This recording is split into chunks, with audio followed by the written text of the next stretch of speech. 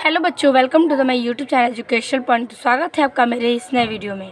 आज हम लेके आए हैं आपके लिए क्लास 12 रसायन विज्ञान का जो बच्चे एग्ज़ाम देने वाले हैं उनके लिए राउल्ट का नियम। और 100% श्योर है कि ये नियम हर साल बोर्ड एग्ज़ाम में पूछे जाते हैं और आने वाले बोर्ड एग्ज़ाम में भी पूछे जा सकते हैं। जो बच्चे यूपी बोर्ड का एग्ज़ाम देने वाले हैं रसायन विज्ञान का, वो इस वीडियो को ज़रूर देखें। और जिन बच्चों का 90+ टारगेट है वो इसे एक बार पढ़कर ज़रूर जाएं। बहुत ही आसान शब्दों में और बहुत ही कम टाइम में आपको लिखना है। तो आप इस तरीके से राउल्ट का नियम लिखेंगे तो आपको पूरे नंबर मिल जाएंगे।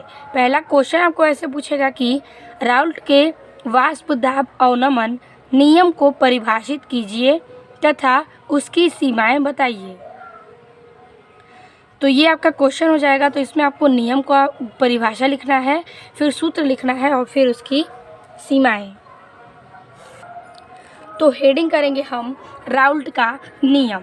तो सबसे पहले राउल्ट के नियम को परिभाषित कर लेंगे।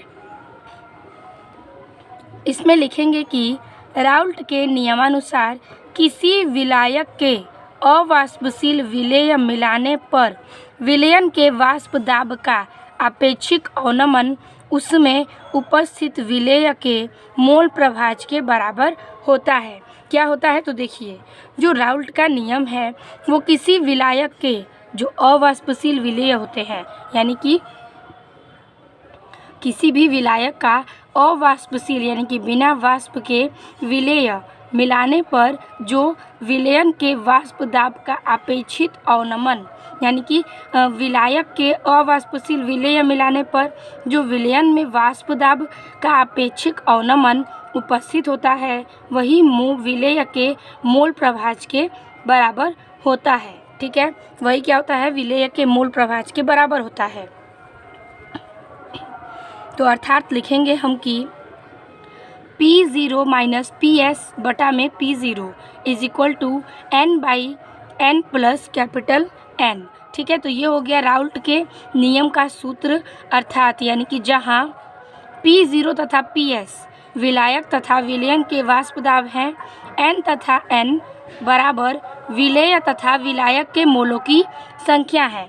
तो N जो है वो विलायक के और विलयन के मोलों की संख्या है और जो P और PS है वो है विलायक तथा विलयन के वाष्प दाब। ठीक है, तो अब हम देखेंगे लास्ट राउल्ट के नियम की सीमाएं। तो नियम की सीमाएं जो हैं वो 4 लाइन में हम लिखेंगे। तो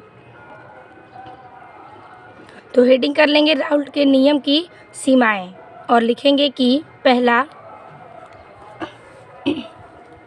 यह नियम तनु विलयन पर लागू होता है। ये जो राउल्ट का नियम है वो एक तनु विलयन पर लागू होता है और सांद्र विलयन राउल्ट के नियम से विचलन दर्शाते हैं। क्या करते हैं, जो सांद्र विलयन है वो राउल्ट के नियम को दर्शाते हैं। दूसरा, यह नियम केवल अवाष्पशील पदार्थों के विलयनों के लिए सत्य है। क्या है, ये जो नियम है वो अवाष्पशील पदार्थों में विलयनों के लिए सत्य साबित हुआ है। तीसरी सीमाएं हैं कि विद्युत अपघटन के विलयनों पर राउल्ट का नियम लागू नहीं होता है। जो विद्युत अपघटन के नियम है उस पर राउल्ट का नियम लागू नहीं होता।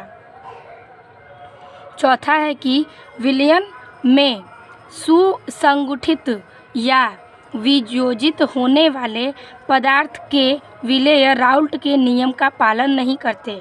जो विलयन में सुसंगठित जो है, संगठित या वियोजित यानी कि वियोजित होने वाले पदार्थ जो हैं वो विलेय राउल्ट के नियम का पालन नहीं करते। तो यही थी उसकी 4 सीमाएं, सूत्र और राउल्ट के नियम की परिभाषा। तो इस प्रकार से आप राउल्ट का नियम लिखते हैं तो आपको अगर 3 नंबर में पूछेगा तो भी आपको ये नंबर मिल जाएंगे। आई होप आपको राउल्ट का नियम समझ में आ गया होगा।